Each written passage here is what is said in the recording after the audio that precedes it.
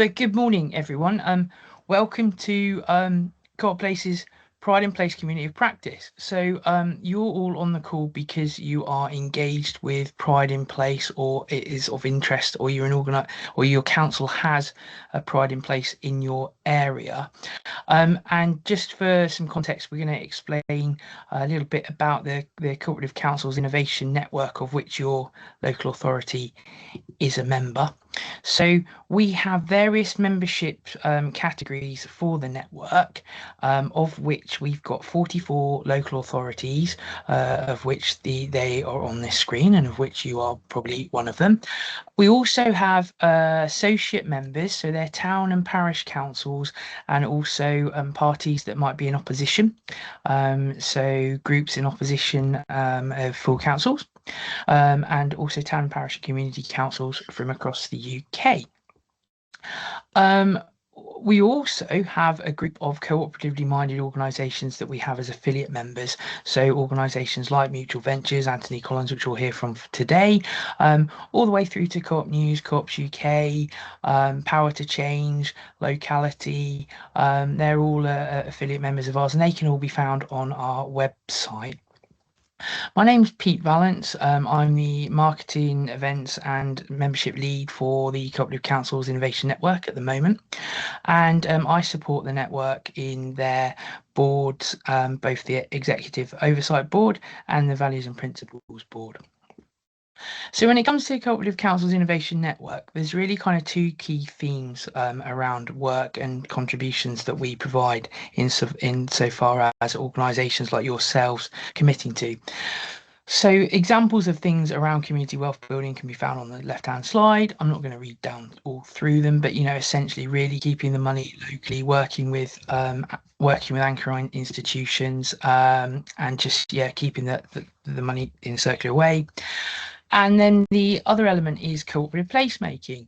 Now, back in 2017, Oldham Council led a piece of work on cooperative councils into cooperative places. So for us, co-op placemaking is not a new thing. It's been around, and we're kind of been supporting that throughout the journey. And the most important thing around that is that it puts the people first. It puts the people first. So in terms of today, we're going to split it into 4 elements because we're really, really important to hear from you about what you might want more from sessions like this. But today we're going to kick off. We're going to talk a little bit about co-op places and also resources that we have available and our DPS. And then we're going to welcome Mark Bandali from Mutual Ventures, who's going to talk to us about the work that they're doing and a great potential of offer of support there. And then Sarah Patrice from Anthony Collins is going to talk about the role of putting people at the heart of neighbourhood board governance. And then we're going to kind of throw it out to you as practitioners around any stories that you might want to share, any things that you might want in the future support-wise.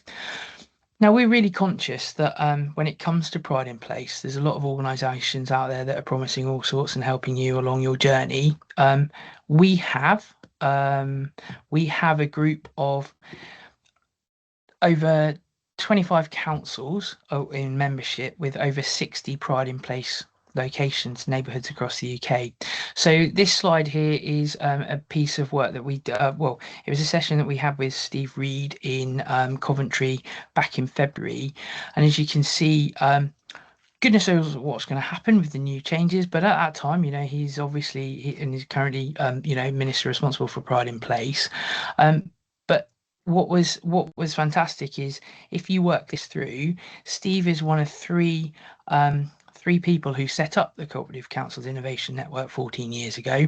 The other 2 are Baroness Sharon Taylor down from Stevenage, and also Jim McMahon from Oldham MP. So in terms of that kind of that steel thread when it comes to placemaking and cooperative placemaking, those people have gone on to bits and to different areas, but continue to be linked to us. We worked on a proposal around kind of co-op places So bringing up to date the co-op placemaking agenda, and we kind of want to split it up into kind of 5 commitments, where the first one is obviously around that democratic governance, where councils are enabling neighbourhood boards and partnerships. You know, you'll know that as much as anyone around the requirement to be an accountable body and to support. Now, from an elected member point of view, that can feel quite challenging, can't it? Because they sometimes feel like, well, hang on a minute, this is public money, we're the accountable people, what's going on? But that democratic governance way, where we're providing that enabling support. The second strand, or the commitment that we're looking for, is around that shared ownership, especially in the way of the world with LGR coming down the mountain in some locations. How do local authorities look at that kind of asset transfer into community ownership, you know, really, you know, powering up, power down? The third piece is around inclusive participation. So gone are the days when we can put a load of boards in a public hall and tick a box after 2 days to say that we've consulted with people. So what we're really intrigued and inspired to learn about is how are you working with your neighbourhood boards to really get that participation from those hard to reach groups. And then the fourth element is around kind of economic solidarity. So that brings in that community wealth building element. So how are we helping to map those areas and neighbourhoods, providing those what are those anchor institutions, what are the elements that we can help with kind of from a procurement point of view. And then the fifth key area around here is around accountability. So how are we ensuring that we're kind of feeding back to our community, and as part of that feedback, really shaping the process. Now, you on the ground will know and do this a lot more than where we will within the centre, but you know, in terms of telling the stories from what's happening locally, we would welcome stories that you're working on in any of those kind of key pillars. So Co-op Places is really about demonstrating what it is when communities work locally to deliver greatness. How do we really engage with that kind of participatory democracy? How do we, you know, lock in the anchor institutions and really engage with them to provide that kind of local impact at a neighbourhood scale? How do we raise the profile of the cooperatives and, you know, the worker economy? So, you know, cooperation is in our title. You know, what are those great opportunities and what are the great stories out there already? And how do we embrace and encourage the potential for the community to take ownership of their assets? Now, in terms of the reports and publications that we have already kind of worked on, this slide is an example of some of the reports that we've done over the years. And when I say we've done over the years, there are members, you know, our members have been working on either prototypes, so a single organisation working on a specific topic, or a number of organisations working together on a project from a policy lab point of view. If you have a look at our website, www.councils.coop, there's all sorts of resources on there, including the toolkits that have been produced over the years as well. We have a dynamic purchasing system, which is split into 2 lots, one lot around policy development and one lot around capacity building. And what this means is that there are organisations that have already jumped through a number of procurement hoops and are on a system that you as members can access. So, like I say, this is a group of, oh, Martin says the slides aren't showing him. Can everyone else see slides? Yep, we got thumbs up. Okay. Yeah. Okay, that's good. Because otherwise I was hoping that I wasn't talking to no one. Yeah, so DPS, it's out there. So organisations have already pre-qualified. They're already you know, value aligned. In terms of the types of suppliers, they are a list that would be on this slide. So I'll pretend that I've got Martin's slides right now, but there are a list of organisations that you can find on our website, and we'll put the DPS link in the channel. So over the last kind of 3-4 months, we've been working on a proposal around Co-op Places, and this is looking to involve different parts of our network. So from the governance point of view, really embracing, co-op places as part of our formal strand when it comes to co-op placemaking, looking at the potential to, and this hasn't been signed off because it's still in discussion at the moment, but looking at the potential ability to put some resources in from a policy project point of view. Now, if you remember, policy prototypes are up to £2,000 for one organisation, or they are up for a cluster of councils working on a project up to £20,000. So, one of the things we'd like to maybe look to encourage is there a group of you as councils who are working on Pride in Place who might want to put a joint bid forward for something like a policy lab application? Today is kind of the first session around kind of that launch of the peer-to-peer support, which we want to kind of hear more from you. But also we've got the ability in 2027 to focus Pride in Place as part of our annual conference. Now, from a full member and associate point of view, so that's you as local authorities, really looking to engage with the correct people in your organisation. So it's fantastic that we've got CCIN officer leads in each of our councils. But when it comes to co-op places, this is very much place-based, and the co-op places linked to Pride in Place is for you as practitioners who are working in Pride in Place. So what we encourage you all to do is share, practice openly, look at how we can get cooperation in as part of those models in terms of that kind of pilot work that you're up to, and engage with the DPS to potentially use the skills available to it. From an affiliate partner point of view, what we're asking them to work on is showcase what their offer is. So when we talk about a skills register, that's around, okay, we've got all these organisations that are on the DPS or they're an affiliate member, but what can they do? What are their skill set that they can offer and support to our members? Contribute to sessions like this, so you're going to hear from Mark and Sarah today. Can they also contribute to the policy research like our labs and our prototypes? And can they kind of profile co-op places externally? From a UK government point of view, we started to be engaged with MHCLG on our role as co-op councils, really providing that kind of voice for the cooperative way of working as part of Pride in Place. Now, what we don't want to do is we don't want to replicate any resource and investment that is going in from MHCLG in the future around their kind of regional place networks. But when it comes to us at Cooperative Councils, we really feel that we want to support you as a group of officers. And also we just want to be part of that kind of conversation that goes on. So in terms of co-op places, very, very early days in what it is. But what's really, really important is you as practitioners starting to share with us what more you need. We're not pretending to be a mini MHCLG or anything like that. But we have a group, 25 councils with over 60 locations. How can we as a network support you as officers? Okay, so that's the really, really important thing. How can we support you as officers in your role as enabling those neighbourhood boards? Because that's the really important thing, isn't it? It's not local authorities that are driving this. So I'm going to pause there, and I'm going to hand over to our first speaker for the day. But before I do, Councillor Cassidy, you're back in. Is there anything you'd like to say before we roll into Mark? Thanks, Pete. Apologies, everyone had some technical difficulties which prevented me from starting the meeting off. So I think Pete's just done a good job at covering in the interim. Just in case, Pete, I couldn't hear if you'd mentioned, but just to remind everyone, we'll be recording this session and it'll be available on our website later, and we just ask that you keep yourselves muted so there's no background noise, and there'll be opportunity as well to ask questions later on.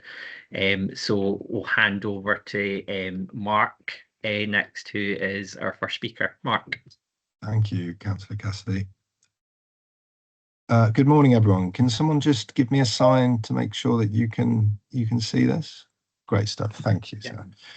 Good morning, everyone. My name is Mark Bandali. I'm a managing consultant at Mutual Ventures. Just a bit about Mutual Ventures very quickly. We're a socially focused consultancy. We work in partnership with councils, other public services, third sector organisations, communities and businesses. And really our focus is on ensuring that investments, growth strategies, and so on really align with the needs of communities and businesses. So very much a sort of needs-led, place-based approach to the investment of public funds. So just in terms of relevant experience and some of the considerations I'll be raising this morning, we've got direct experience of supporting 3 areas with Pride in Place. So they're in front of you there: Ashfield, West Lindsey and Gedling. And the learning we've taken from these projects is very much what I'll outline today, and hopefully is of use to you. Just in terms of those key considerations, I've decided to focus on 4. I've put myself in your position and hopefully understand where you are in your thinking, and based on that, I think there's 4 key things. The first is around the development of the vision and the investment strategy that underpins your 10-year strategy and 4-year investment plan. The second is sort of a consideration around building on what works. The third is around engaging and consulting with communities and how that can be done. And the fourth is ensuring your plans, which you're submitting in November this year, are both ambitious and deliverable. So what these aren't is a list of do's and don'ts. What these are hopefully a list of considerations that will help you to think through the issues in your particular place. I think it's impossible to do do's and don'ts. All of your areas are different. You have different ambitions, different needs. So I've tried to sort of keep it relatively high level so that there's scope for broad application. But as Pete said, there's the opportunity to ask questions at the end of this, if you want to be specific about your area. So the first of the considerations is around developing the vision and investment strategy, both of which will need to be included within your 10-year strategy that you're submitting in November.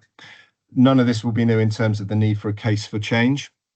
The definition there is what needs to change and why. Obviously, you'll be consulting and engaging with your communities, businesses and other partners throughout the process to understand the nuances and the assets and opportunities that are associated with your area, but also challenges and barriers. I think the key thing here is case for change has a sort of negative connotation in terms of why is do nothing not an option.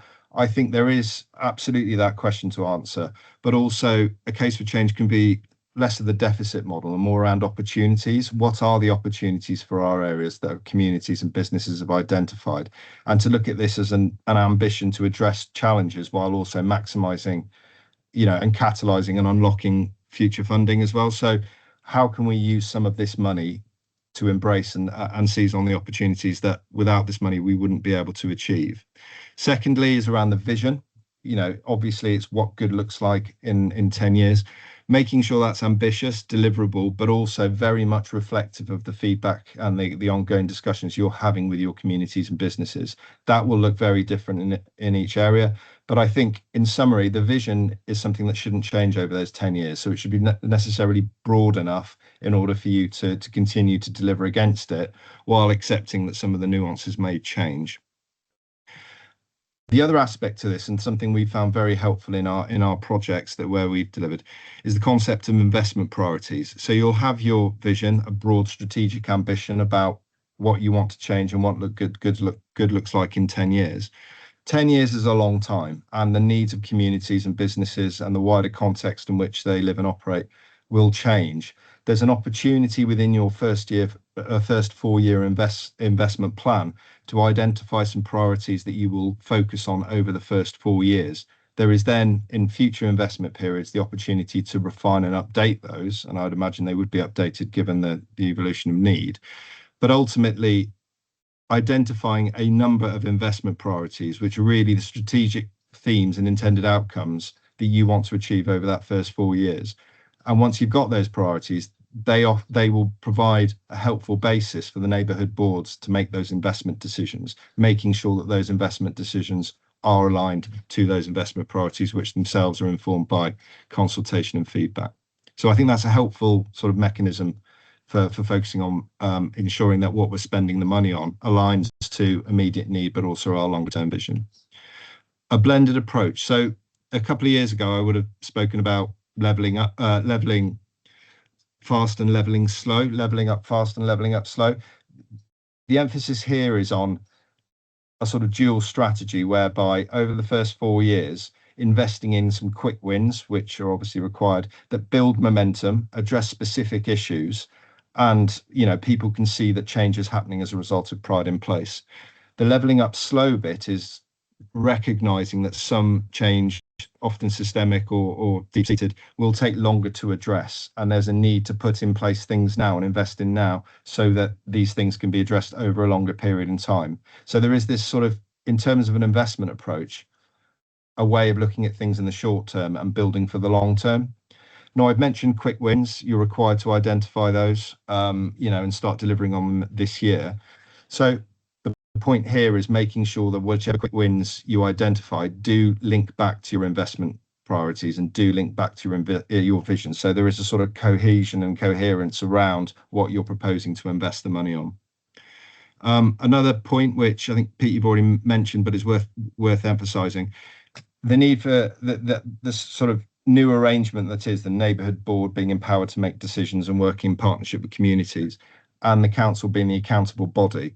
So there's this degree of councils ceding control to the Neighbourhood Board in a way that isn't, it is relatively new.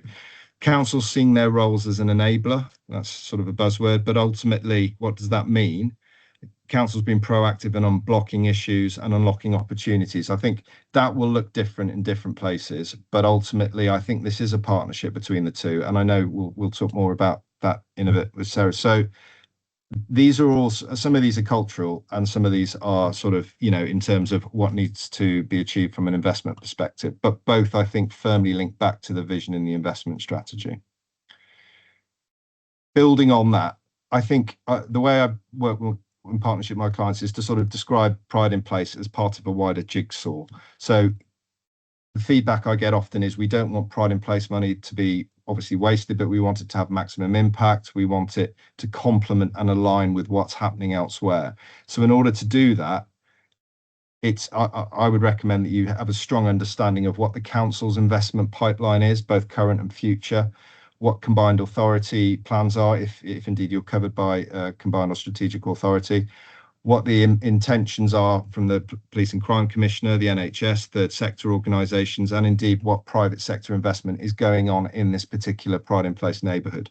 The reasons being the ambition to make sure that Pride in Place funding is aligned to all of that. There is no duplication, and that investment, the impact of investments has been maximised. So working in a complementary way with what's already going on or what will be happening and being invested in the future, and then allowing again for that local focus in terms of designing and delivering interventions that are specific to your Pride in Place neighbourhood, that really concentrated area. So in terms of the vision and the investment strategy, I think this is a really important consideration. It's in terms of maximising the impact of the investment, this jigsaw puzzle, in my mind at least, provides that helpful framework for thinking about how everything fits together. Now, you'll have heard also a lot about building on what works. It's sort of emphasised within the prospectus. What that means in practice, I think, is worth breaking down a little bit. So I've just talked about place mapping in terms of understanding what's going on from an investment perspective, but also understanding what that Pride in Place neighbourhood, that communities, the businesses, what they're good at, where the pride is, where the strengths are, and where the assets are. That local understanding, which will come, great insight from local residents and businesses, really getting a sense of, A, what the challenges are, but B, what the opportunities are, what we're good at anyway, and what we want to do more of. Then there's the opportunity to use Pride in Place investment to scale that up, building on things that work. But also thinking about things, this is a 10-year period. So 10 years is sufficient time to allow for that sort of test, learn and grow opportunity, process, methodology, and really backing communities and businesses to design, develop and modify their own solutions moving forward. That requires capacity, however, so community capacity and capability. So thinking about using and investing some of the funds that you're allocated over the 10 years to enhance and to develop that capacity. If we're going to ask communities or businesses to identify solutions and then test them, learn about them and grow them, they need the capacity to do that. So particularly use of revenue funding over the period of 10 years or whatever it may be is an important consideration. There's also a bit of a challenge here, a technical one, around if we're investing in empowerment, we need to balance that with compliance, and particularly around considering ways of ensuring that long-term investment in communities and in businesses complies with procurement regulations. This is public money. It needs to align and adhere to public procurement regulations. There's no one silver bullet or answer here, but it's an important consideration. If we're going to back communities and back local businesses, how are we going to transfer and invest that money into them in a compliant way that's fair, transparent, open, and ultimately realizes impact? The next point is, I think, a really interesting one, and I've heard the conversation rather than consultation. It's a bit of a strapline, but ultimately the prospectus is very clear on engaging and consulting with communities and businesses and using that intelligence and that insight to inform the vision and how the money is spent. What this means in practice looks different in different places, but ultimately the role of the Neighbourhood Board is absolutely critical in this, and the role of those members of the board really acting as advocates and champions for their local Pride in Place programme. That means obviously creating awareness, but also engaging with local stakeholders, residents, businesses, community organisations, whoever it may be, and them to be seen to be active in the delivery of what the board is doing, explaining decisions, gathering insight, and so on. One of the ways of doing that, where they exist in terms of community engagement channels and existing community governance structures, to invest in those, to bring them into the wider community governance arrangements and establish those deep-rooted connections and, over the lifetime of Pride in Place and beyond, hopefully. Why are we doing this? I've heard a lot about consultation fatigue amongst communities, local businesses, and so on. So is there, and this is slightly rhetorical, but in the three examples of where I've worked, the answer has been yes. Is there an over-reliance on these set piece consultations? And would a better version of things look like a continuous engagement feedback loop, specifically engaging with underrepresented groups, but not exclusively? This needs to be broad, but finding ways of ongoing engagement throughout the process rather than relying entirely on these set piece consultations. The truth is probably somewhere in the middle, consultation with ongoing engagement, but a model where we're going to consult every 4 years to inform, our Pride in Place programme. Sort of, I would argue, misses the point slightly. Ongoing feedback loops and regular engagement really helps from a decision-making perspective. If you're getting real-time insight from your communities, businesses, and community organisations, neighbourhood boards have the flexibility to respond mid-flight. So if things are working, let's do more of it. If things aren't working, why not? And we can refine it.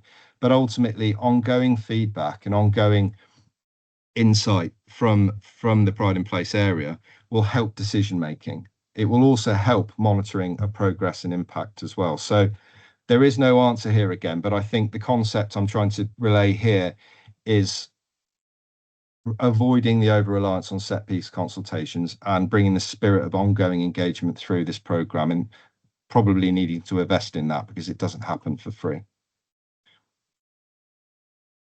One of my last points is around deliverability. So each of you on this call is developing plans for quick wins this year, things that need to be delivered.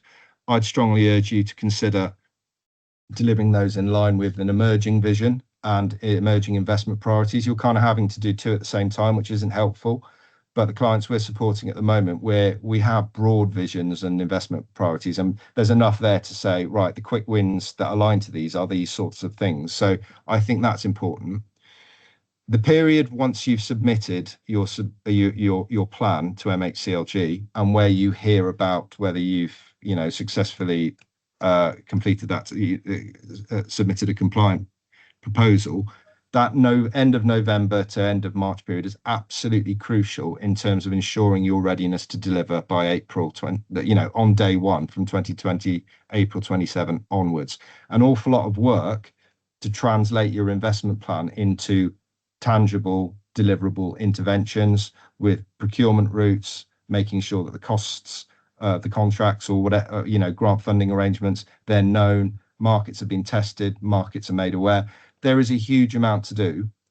once you've hit send on your submission, because you need to ensure your readiness to deliver. So please don't, it's an obvious point, but I really want to emphasize it, because it doesn't work if you submit and then go on to something else and then come back to it on the 1st of April. There's an awful lot to do, and communities will expect and businesses will expect progress from 1st of April. I've already mentioned procurement lead times. I don't want to sort of overemphasize it, but it is one of the main things which will delay delivery. If you are not engaging with your procurement colleagues and thinking about how this money can be compliantly transferred and invested in communities and businesses, that takes time to do and to set up. So I would urge you to think about that.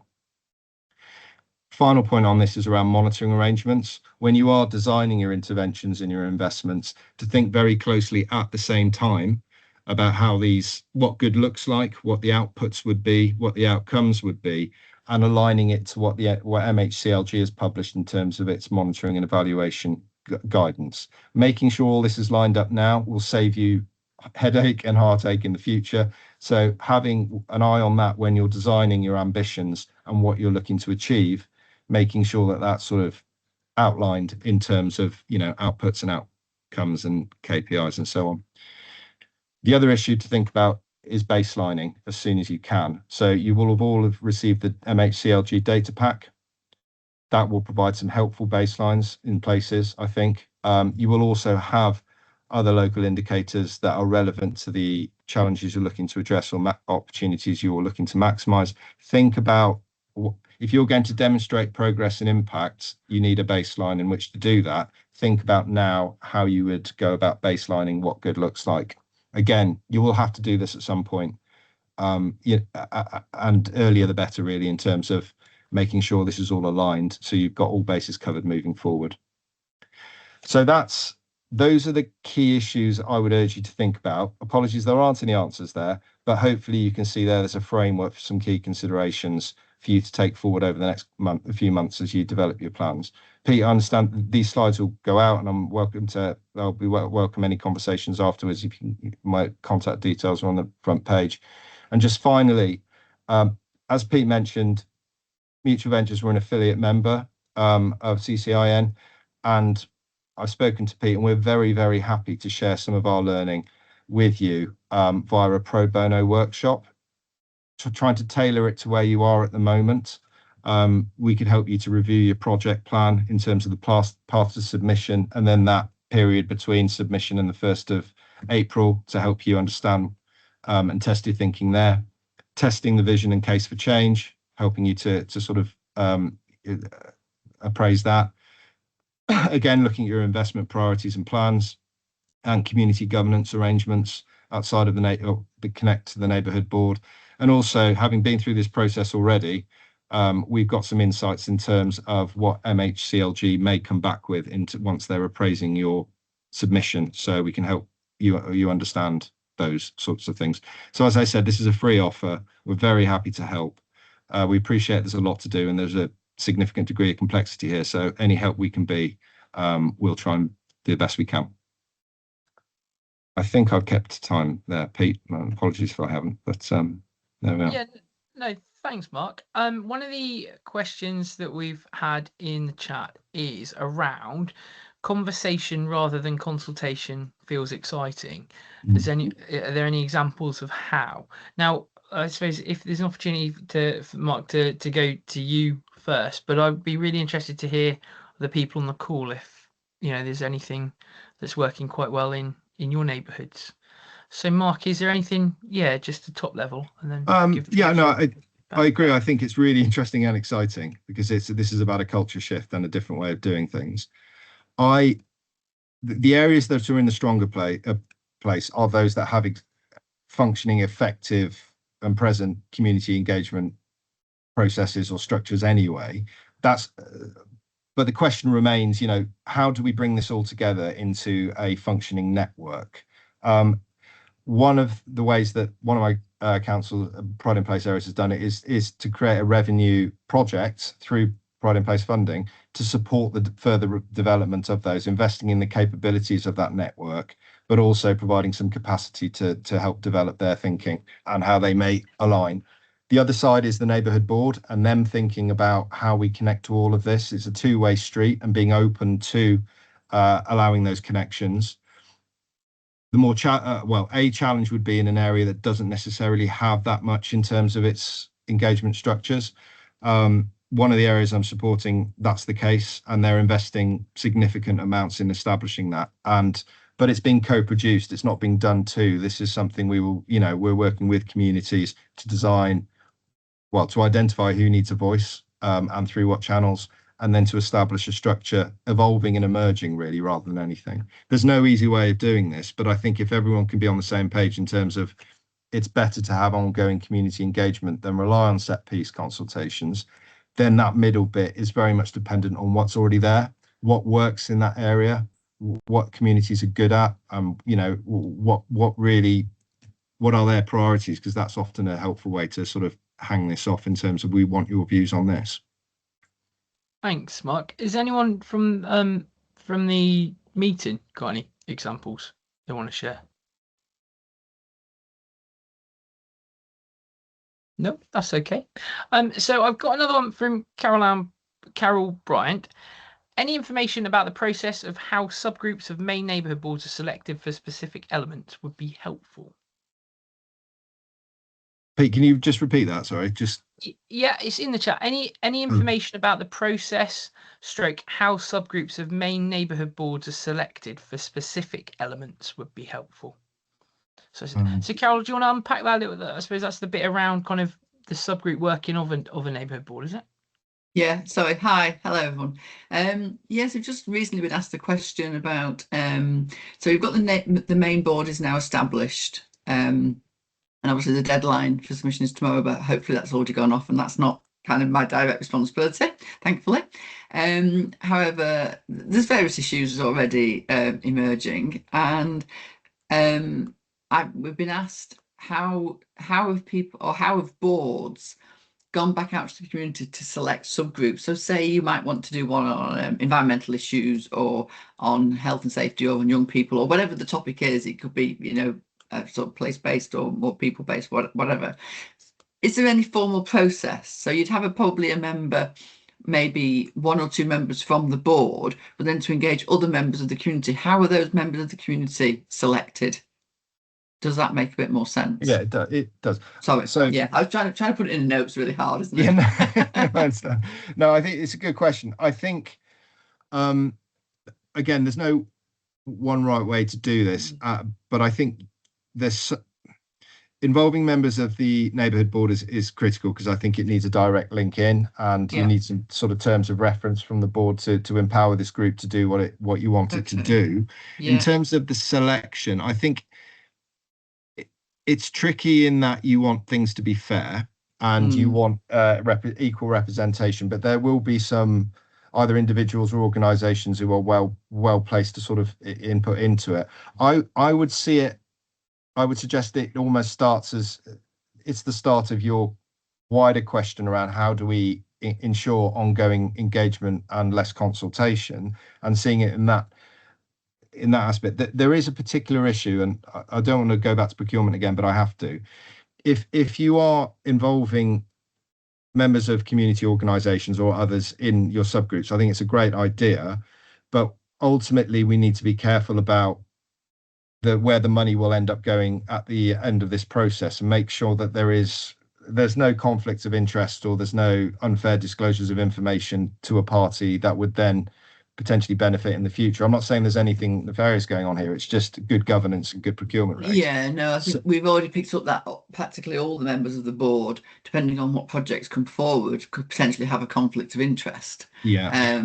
Because those are the people who are already involved in the community, and they're involved in the community because they're involved in X in the community, whatever that X is. So, and within the terms of reference, we have element that says you can't discuss that particular request for money at that time. So I think we've kind of understood that. It was more of so in terms of the guidance for selecting the chair, we went through a fairly formal process, which hopefully we've followed, and we've done that correctly. But that was set out in the guidance, whereas selection of subgroup members, there doesn't seem to be any information on that, and some guidance could just be helpful to help us with a particular situation, basically. But well, I can see Sarah nodding a little bit, so I think she'll be able to maybe cover off a bit of that in her presentation minute. Just before okay, sorry. No, that's okay. Just before we just before we finish this section, Sarah Underhill, you got your hand up. Over to you. Yeah, it was just a bit of feedback on that, really, because we've got our board established, and I am the person responsible for doing that submission, so it's a bit stressful at the moment. But we, as part of our ongoing engagement, there are two things that we're planning to do. One of which is area-based groups, and they are formally being selected. We're going to just really leave them open and have very informal groups. Our Pride in Place is a bit more complicated because we've got additional funding from our local authority. So we've got 3 areas, one of which is Pride in Place government funded. So we will have kind of like just an informal area-based group that is written into our terms of reference, that when they're making decisions about expenditure and investment, they have to be kind of aware of that wider engagement from those different communities. So that will hopefully bring us a wider range of residents who have not wanted to be involved in a formal board, but want to get involved in the whole process and be aware of it. So we've kind of got, and we will be having regular meetings to kind of have that conversation and have that loop.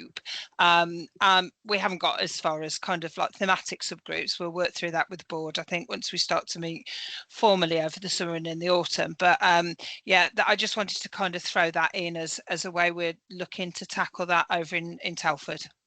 Yeah, that's great. But the bit I'm interested in is, how did they select you called them area-based, that's fine. Area-based subgroups, how were those subgroups selected, chosen? Right, well, they weren't. So what basically happened, we had a call out for anybody who wanted to be involved in Pride in Place. So people filled in a nomination form. They either nominated themselves or they were nominated, and that was primarily for the board. So I went through with the chair, who'd been and the chair is very much kind of put the board together. Same here. Yeah, so it's been very much her in the lead, as it should be, in terms of putting the board together. And so we've kind of sifted through all of those nominations. I've spoken to people to see, you know, what are you, you know, because some people were just like saying, I've contacted them and they're like, well, I don't really want to be part of a formal board, or I've got childcare responsibilities, or I've got no transport. Yeah, okay. I get that. That's fine. So we had a nomination process, and then we sifted through. We had individual conversations, and basically anybody who is not on the board that expressed an interest in getting involved is invited to the area-based groups. Yeah. We're going to out in the summer to have conversations with people out in the community as part of understanding needs, and we will be advertising that and trying to recruit more people who maybe want to carry on to be involved. So it's very informal. Yeah, that's really helpful. It's similar to how our board has sort of evolved as well. So that's really helpful. That's great. Thank you. Smashing. Thanks for that. Thank you very much. Mark, thank you ever so much. What we'll do is we will make sure that we share these slides around and the details, your details, so that so that councils can reach out to you to tap you up for your offer of, well, your very generous offer of support, I must say. So moving on, we now have Sarah from Anthony Collins. When we were at Co-op Congress about a month ago now, Sarah was there on the stall talking about Anthony Collins, and we kind of we're talking about kind of neighbourhood board structures and how some of this has been around for a while, even before Pride in Place, from different guises of government funding and bits and pieces. But it's really important that we do put those put the residents first. And so Sarah, over to you to talk about how we put our residents first. Thanks, Pete. Hello all. I've got no slides today, so feel free to pull those slides down, Mark, if you want to. Not least because I do want to try and see some of people on the call, or if people can use their little hand emoji at some points, because I am going to fire some questions at you, I'm afraid. It's not the kind of, you know, you don't need to pin yourselves to the mast or anything, but I have got some, I'm quite interested. But a little bit about me before we get into it. is I'm Sarah Patrice. I'm a partner at Anthony Collins, and so that I don't appear and disappear into the ether, you will get my contact details shared. I will make sure they come through to you. And a bit of background about me and why I'm talking. I trained and stayed at Anthony Collins, which is unusual. So I've been here for 25 years this year. I've been a partner for 5 years. And when I joined, firstly, I was clearly a child, but AC were heavily involved in the SRB, or the Single Regeneration Budget, and the NDC programme, which started in 2001. It was a 10-year programme, and I joined Anthony Collins in 2001. So I had the benefit of being fully involved in that programme right from the early days. So the incorporation, the setting up, right through to succession vehicles. And we do still advise some of those legacy bodies today. We advise more than 20 of the 39 partnerships. So I definitely cut my teeth and found my passion for community empowerment and regeneration over the course of that programme. And of course, the reason I'm talking about this is because this is exactly what Pride in Place is predicated on. There are so many lessons to learn, and we're really keen that we don't lose some of that learning in kind of as we roll into the kind of Pride in Place programme. So I guess first up, how many people were involved in either NDC or SRB programs? And I'm trying to look and kind of see people on the screen. It's quite difficult. Sarah's got a hand up. Yep, there's a few. Yeah, we're all showing our age now, guys. That's the only flip side. Thank you. So I do still wear some of my battle scars with Pride. So I'm sure many of you do too. And City Chat. There you go, Sarah. My gosh. And obviously I've mentioned we still work with some of those legacy bodies, and more broadly have been working with and for communities, empowering them, enabling them, supporting them to direct and control their communities and their priorities, including assets, homes, everything you would expect us to do. Ever since. So kind of that is my passion. That's what I live and breathe. So if anybody's heard of Witten Lodge Community Association in Birmingham, we were involved in that. We set that up back in the day. Royd's Community Association was SRB funded, and that was, which we were involved in, and that was the only SRB that became its own accountable body. So ears might be pricking up there to that one, but we did have one where the programme actually became its accountable body in time. My key specialism is governance and resident community engagement, involvement, in particular building and empowering those communities in the governance of all manner of organisations. So we set them up, we advise them, we help the boards. And of course, that's also supported. We've got a massive team as well who have experience of working within and alongside councils. So we understand the internal pressures that you guys are also trying to manage alongside delivering the accountable body role, and some of the frustrations that invariably will go with you as the practitioners in that space. So trust me, we saw, and for those of you involved previously, I feel your pain, all manner of issues, relationships, strains and challenges coming through. And so I'm keen to share some of that experience and answer any questions you might have today. I've specifically been asked to talk to you about building communities in governance of the neighbourhood boards. And I also got a cheeky in anything else that might be relevant to that piece. So I guess that also gives you guys free pass on any of the questions. So how many people are in phase 1 on the call? Again, if we can have hands up for phase 1. Yep, some coming through on phase 1. Grand. What about phase 2? Yep. A lot more on phase 2. Yeah, lots more on phase 2, isn't there? Which is quite telling. And of course, we've already mentioned your confirmations have all got to be in tomorrow, haven't they, for your neighbourhood boards? But there's a stark difference here. There's 284 Pride in Place neighbourhoods over the 2 phases compared to the 39 NDC areas. So this is no mean feat for the councils, and of course the MPs, the local councillors who are going to be on those neighbourhood boards. So some immediate thoughts from me here in respect of that is there's a lot of experience, granted in slightly different guises, in councils out there about bringing communities of people coming together to support one another. So, you know, invariably cooperation in the UK has always been about groups of people coming together for something they need. Here we've got a pot of funding that we need to spend and ensure it's focused in the right priorities. And I you know, I'm assuming it's not controversial, but neighbourhood boards are going to essentially be those unincorporated multi-stakeholder cooperative boards. And, you know, the boundary and governance guidance is really quite clear about how those boards should be made up, which is one thing, but actually it's so much more than that, isn't it? Let's be honest, we've already started conversations about how you get these persons involved, the neighbourhood chairs and them identifying, but it's much more than that.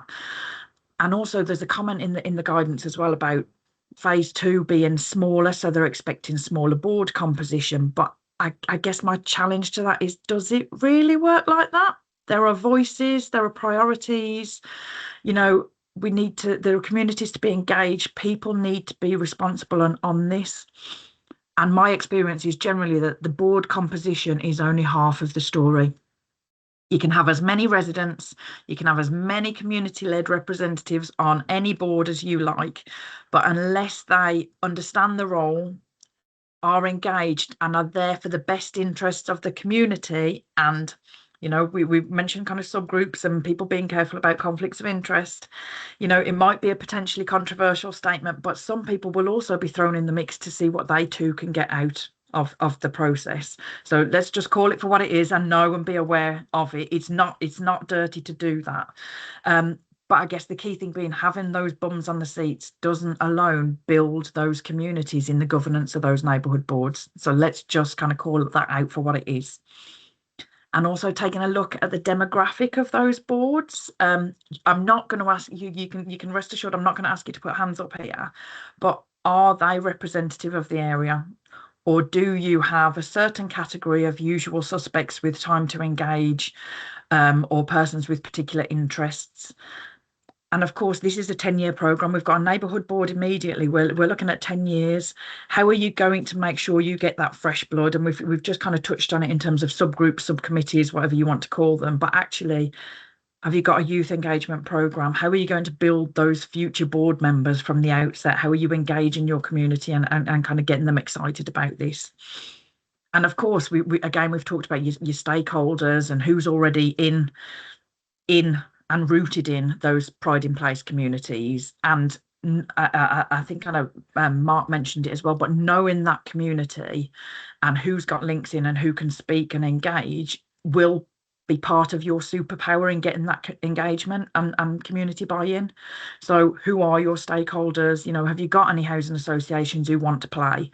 Any pre-existing NDC or SRB successor bodies? Any key anchor organisations that are already embodied within communities that already have some reach to support the neighbourhood board and to be allies in that process?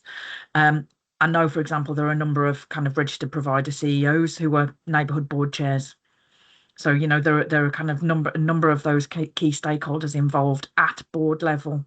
But that's, again, as I just said, around the table is only half of the story, isn't it? And kind of links back to what Mark was saying also. So talking the right language and getting the right people involved in the right space. And it doesn't necessarily have to be a board role, or at least initially. You know, we've talked about subcommittees and subgroups. Is that a nice intro for people to get involved and then maybe in time step into the board? And then obviously the key thing will be in building that community is listening and acting in accordance with what the community needs are, keeping that engagement over the life of the programme. And all of this will be a real task for the neighbourhood board chair and the accountable body to get that momentum going, and of course then to keep it going. So supporting the neighbourhood board chair in recruitment, you're all going to be confirming those tomorrow, and the engagement piece, because actually you need to be putting those building blocks in place for a sustainable programme. And we suggest kind of looking at that and building in that succession from day one, and looking at kind of life beyond the funding programme, because of course the prospectus also says that It's aiming to deliver lasting change beyond the 10 years of the investment. So you've got 10 years to invest, but it's an investment. How are you going to invest it to make sure that it continues beyond the funding programme itself? So kind of, again, getting the individuals, those boards, engaged now to think about that end in mind and bringing that long-term investment for the community. How are you going to get the right persons around the table? The size of the board, again, you can have a large number of representatives, but it's how you properly engage and support and engage the individuals from those communities that's going to matter to ensure that you build those communities around it. I do remember some NDC meetings historically. We had boards of up to 35 people. It was insane. But you had everybody, every man and his dog from every representative area or section or kind of key stakeholder in the community. At times, on occasions, it worked really well. Most of the time, it was quite horrific managing those board meetings, and a few of us were company secretaries for these organisations back then, so that was interesting. And as well, flipping that is it big enough to ensure that it doesn't get overtaken by a minority group of individuals, and how you as accountable body can sit and ensure that and oversee and kind of hold that accountability, if you like, and of course support that chair in managing those boards, because of course they're going to be there for the long term. One of the key things is about understanding the role of board members as well, isn't it? And I guess this is a hands up. What training are you giving? Has anybody set up or is planning a programme of training for board members on firstly, what Pride in Place is and what it means to be a board member?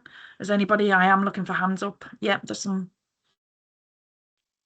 some thumbs up going in that space, because they will all owe the same level of duties and obligations as a board member. It's irrelevant really whether you've got a pure resident who simply lives in the area. You're going to have a whole level of sophistication of understanding on that board, but they all owe the same level of duties and responsibilities, and they will all have the equal right to vote on board issues. And then, of course, you're looking towards being community-led. They're saying kind of 3 days from the start of the programme is the target, isn't it? But timing's also going to be key, especially if priorities are such, and Mark's just kind of mentioned kind of what are your fast wins, what are your quick wins. But if some of your quick wins and some of your priorities are to start securing assets straight away. So has anybody got or in the space where we're thinking we need to go straight away to set up the entity? That is also a kind of is anyone in that space yet? Not just yet. You've got a little bit of time. Grand.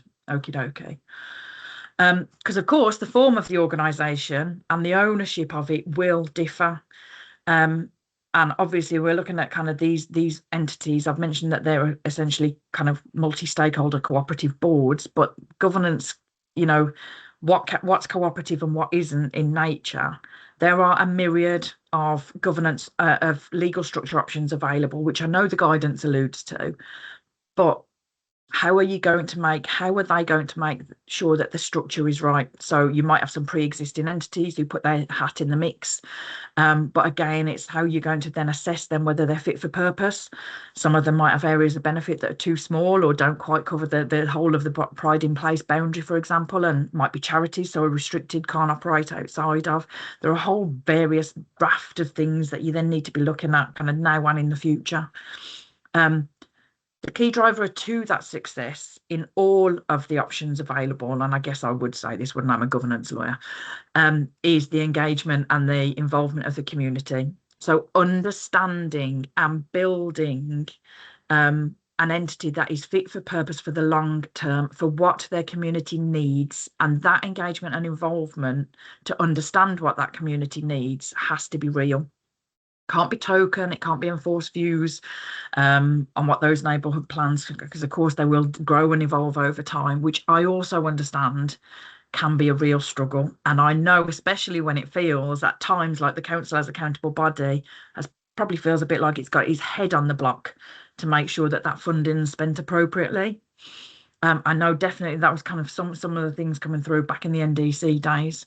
And of course, the accountable body role in supporting the board, as well as being accountable for the delivery of the programme, but not being the decision makers, which again, I know for some will be a challenge, particularly, you know, it's still public funding, you know, and particularly, of course, as well, where priorities might not quite align. So I guess, what, if anything, have you got in place already? I would say, and I know Mark's alluded to kind of some of the things as well that they're putting in place, and Carol, I think you mentioned in terms of reference, so you need some joined up set of governance and contractual arrangements that will support delivery now immediately, but also over the life of the programme. So you might want to kind of, if you haven't got anything in place, or you kind of at a stage removed, you might need to start to think about putting some of those things in place. And some of the things that we've done or are currently doing for a council client that I'm sorry I can't name, but we're working with them, and that you guys might want to think about is some of those governance related documents immediately. So terms of reference for neighbourhood boards, how many people on the call have got those in place already? Carol, I know you mentioned you have. There are a few, yeah, there are people coming through on that basis, which is good, because the key thing is the neighbourhoods boards to be effective need to know what it is their role is and what they need to do and what their remit is, and importantly the limitations of such. Are you going to create subgroups? We've already talked about subgroups or subcommittees, whatever you want to call them, but again, having terms of reference for those, how people are going to be appointed, any kind of formal delegations, because actually do you want them just to be advisory panels or advisory subgroups, or are you delegating decision making powers to them? Because if you're delegating decisions, then you need to put caps and limitations around that to make sure that you've got those safeguards in place for spending the money appropriately. This also got mentioned earlier, but conflicts of interests and declarations of interest and codes of conduct and declaration of acceptance of responsibilities for members, which you probably go, meh, bit boring. But trust me, when you get a rogue board member who you might need to take action against, or you might need to rein in, or you're concerned about intentions, that is when those documents become gold dust. Okay, so you might need to think about some of those things as well. The independent chair role we've talked about, it's obviously a formal appointment.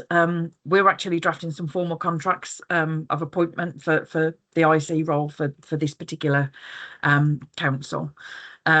And then we're also looking at the accountable body function, and obviously Mark's mentioned kind of the procurement aspect, but you've also got subsidy control, state aid for any of us who've been around long enough, you know, all of those types of things.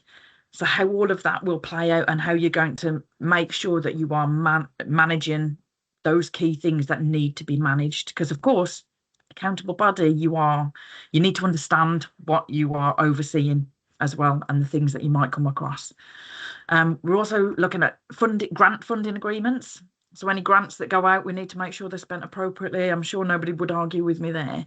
And if it's anything like the NDC programme, you're going to get anything from small scale community group grants right through to kind of some quite big hefty ones with stakeholders, where you're looking at working together to make changes for the benefit of those communities. And then we're also looking at potential kind of parish council agreements, data sharing agreements, financial schemes of delegations. And I guess the key thing that I want to leave you with is the accountable body are the enablers. You're holding them to account. You've got a massive role to play in the pride in place areas. And I think we mentioned that kind of you've got 60 pride across the membership. You've got kind of 60 pride in place areas between you. How are you going to structure that relationship with the neighbourhood board, or in time that entity that will become the pride in place entity? Has anybody started to think about that, how you're going to engage, how you're going to set those boundaries, or to talk about this with either the neighbourhood board, depends phase 1, 2, obviously, the neighbourhood board, your independent chair, or kind of internally even? Have you started to have those conversations?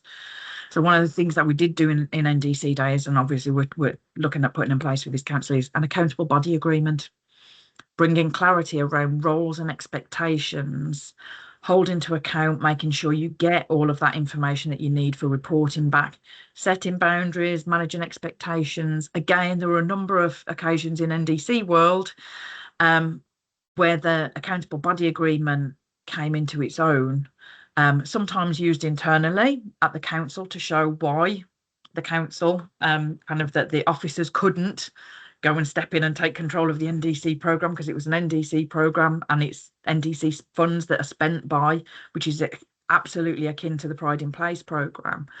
Or, of course, flip that, if you've got a Pride in Place entity that is not following the rules, in that case, you can show and have that arrangement in place and that holding to account to make sure that they do deliver. So I have got more questions I could fire at you if we need to, but I guess kind of my parting shot is how you guys as well can equip yourselves to ensure good governance reigns in those neighbourhood boards who will and should be building those communities and delivering that Pride in Place programme in accordance with those priorities identified in your neighbourhood plans. Any questions? Thanks, Sarah. That's really interesting. I question around kind of organisational structure. So obviously there's been guidance gone out to Pride in Place areas. What I'm hearing on the ground is a lot of kind of CICs are being mentioned and bits and pieces. How, I mean, from we Cooperative Councils Innovation Network, but is that enough? You know, is a CIC enough to kind of get that cooperative element in? It'd be a challenge, not, but I suppose how are we kind of getting, ensuring we get that cooperative governance in? I know there are organisations out there that are kind of grasping that nettle. Obviously you've got Rose Marley and Steve Coogan grasping Middleton cooperating. You might not want to. I know we got Ben on the call from Rochdale, so there are kind of organisations kind of grappling at that cooperative element. What would be your advice to neighbourhood boards thinking about how do we get cooperative and cooperation into that governance structure? I think you build it in from day one. Is the brutal truth, really, Pete, in terms of whether you put that. You don't have to be a cooperative in legal structure to be cooperative in nature. I said at the outset, you've got kind of, the neighbourhood boards are essentially multi-stakeholder cooperative boards. That's exactly what they are. It's about that working together. It's that common aim. It's that common purpose, which are all based in that. You can write that into constitutions without actually formally adopting that space. And it's how you word in time those constitutions, whether you go for a CIC, whether you go for a community benefit society, whether you go for a charity, all of those things are up for grabs. And I guess the other thing that we also do tie into there is, and I would say these are my two questions whenever you're setting up an entity: what are you going to do and where is the money coming from? And of course here I've kind of got a clue. There's a bit of a clue in terms of where the money's coming from for these guys, but it doesn't mean that they might not be looking to attract. So actually, how important is an asset lock, which is probably why people are talking about the CIC model, so that anything comes in, goes out. But also there are other mechanisms for locking in assets in organisations so that you can't kind of distribute it at the end of the 10-year programme or if personnel's change, etc. And of course, tax benefits to consider. So I know so quite a few of the NDC programs, and I'm assuming some of the PIP Pride in Place organisations will consider charity structure as well, because of course with the charity structure, it depends. Again, you have to be charitable in nature, so everything that you're doing, you need to be kind of looking at what you're doing and where the money's coming from. So back to question one, because of the tax breaks that come with that, and I'm not a tax advisor, so I'll put that out there. But we've heard and seen the tax advice enough times, and are you acquiring assets? Are you managing properties? Is it kind of all linked back into those charitable aims and objectives for the public benefit? But if you meet those tests and that's essentially what you're going to do, it's then would you be better off putting a charity in place, for example, to make sure you can use those tax breaks that aren't afforded to CICs? Are you looking to get potentially other grants in, which might not be given to non-charitable bodies. So it's kind of, I think it's just being mindful that there isn't one. I know there's a report out there, isn't there? There isn't one size that will fit all. Yeah, no, definitely. Meanwhile, if anyone's got any questions for Sarah, please put your hand up or in the chat. Sarah, how can we get hold of you? I will share my details in the chat. We've also got other thing that I need to flag to you all is, and again, I will put it in the chat, is we've got a neighbourhoods hub, which I'm not sure if you shared with members or not, Pete, but everybody is more than welcome to have a look at, well, you can have a look at the website generally, but we've specifically got a neighbourhoods hub. So we've got a local government page for anybody who wants the local government page and the information generally about councils, but we've got a neighbourhoods hub. So as and when stuff comes through, we update the neighbourhoods hub. So we are updating in terms of all the guidance, the updated stuff that comes through and our experience. So you can go and glean, it's all free. It doesn't kind of, it's fine, or you can sign up to our updates, but I will share my contact details. I am more than happy for anybody on this call to kind of reach out following today and to answer any questions that might come through. Lovely. Thank you, Sarah. Has anyone got any questions for Sarah?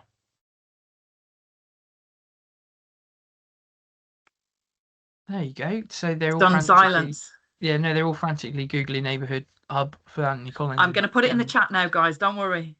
No, cool. So thank you, Sarah. Just bringing it back round.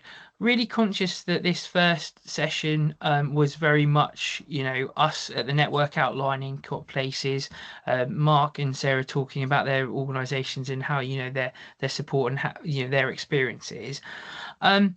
This is another step on the journey that we've been on with Pride in Place. If you go back to February, we had a session at conference where we had Tom Fish from Kirklees talk about Dewsbury and Neil McAvenny talk about Greenock in Inverclyde. I've just shared in the chat channel a link to that YouTube session. I've also shared so one of the reasons why we kind of put that in is because with Neil's role and Thomas's role, they were talking about the experiences they found on the ground. So that's kind of where we felt we could kind of put together this initial session. So it's really over to you as a group, really, if you see relevance, benefit in this. We were thinking about kind of running work sessions every kind of 2 months, looking at specific topics. We've got a suite of organisations who are affiliates that we can kind of bring on and engage with. I've really found benefit from listening to Sarah and Mark today, and hopefully you have. But it's really over to you as a grouping. It's practitioners on the ground. If you find this relevant and if there's any topics that you'd like to cover in the future, really. So this is where the tumbleweed rolls over till somebody puts their hand up first and talks. Michelle from Greenwich. Hi everyone. No, I found it really informative. And I think, as Mark sort of alluded to, we've been sort of inundated with a number of requests from consultants. And actually, it's a good reminder that we've got that sort of DSP, there we go, DSP in place. And then we can obviously work, easily with organisations that are affiliated to the CCIN network, which for me is really beneficial. I think, it sort of sat with me in not sort of traditional sort of regen teams because of the cooperative and the community wealth building links. Our leader of the council got it immediately. And so we're really excited. So I think it's really helpful, these discussions as we look, as sort of Sarah said, to embed that sort of community mindset, community wealth building, cooperative mindset into the discussions from day one, particularly as we're sort of really early on. We've got 17 applications for our chair, so we'll be looking in the next couple of weeks to get those interviews underway. So I'm looking forward to just gleaning as much of this from colleagues on the call and our associate and affiliated members. So thank you both. I found it really, really very insightful. Thank you. And we'll be in touch, should I add. Thank you. Thanks, Michelle. So so Pride in Place came to you in the final round, wasn't it? You've got So we're sort of so we're phase 2, and we've got a sort of an area in Thamesmead Mooring, which again, as Mark was sort of talking through the alignment with what's already happening in the place in terms of, you know, the pipeline of investment is really an important one for us, because the majority of that land is owned by Peabody, the housing association, and they've got obviously, and we've also got indication that we'll have a new towns in Thamesmead. So there's existing kind of regeneration activity happening, and obviously investment commitments have already been made. So I think that that's really helpful to unpick that a bit more in terms of how we align all of that. What we were hearing from the MHCLG is particularly around other sort of, you know, not to dilute the brand is what they've said. So they want the integrity of the Pride in Place brand, but at the same time, we have got new towns, we've got the Thamesmead DLR extension. So I think, it's an interesting sort of patchwork of things going on there, I think. brilliant. That's great. Somebody's saying, can we take the slides down? I can't see any slides. I can see like pictures. Can everyone else see pictures? No, the slide's up, still. Which slides are up? The pro bono bit has come up for mutual ventures. Oh, sorry. I Yeah. thought, sorry, I'm not on my slides. It's not sharing. That's sorry. what I can see. I don't know about others. Yeah, that's what I'm getting. Oh, sorry. I apologise. I didn't realise. It's not giving me the option to take them down. I thought I'd done that, and it's gone. Apologies. I don't know how to do that. We'll have to charge Mark some advertising space for that for an extra 30 minutes. Thanks for that, Michelle. Anyone else want to kind of share any experiences on the ground, you know, any topics that we might kind of want to cover off in the future? Really, what we're going to do is we will send out a feedback survey on the back of today, which will just kind of ask you for some ideas on future topics, and it'd be really great to hear any other experiences out in the field. Morgan. Hi, Morgan from Cheshire West and Chester. We're in the fortunate position of having 2 Pride in Place areas within the borough. So we're having slightly different approaches taken on either one. We're phase 2.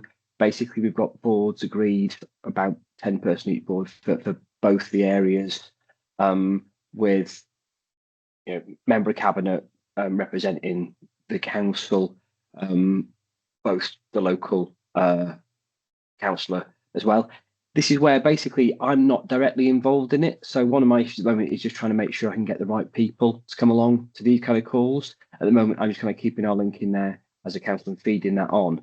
But really supportive of this. And one of the our councillor rep on the Values and Principles board is also sitting on one of our Pride in Place boards. So that's basically a really strong link that we want. And she's really keen to kind of get a bit more involved in understanding what other councils doing and meeting up more with it, like the councillors involved in this stuff to understand the different things we're all doing and what can be usefully shared essentially. So this feels really useful at the moment. There's just so much work going on. It's quite hard to get time in the diaries of the people who are actually doing it and getting them engaged. So that's what I'm working on at the moment. But really appreciate this. Thank you.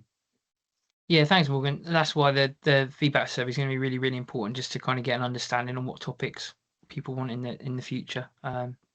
Brill. Anything else anyone else would like to share?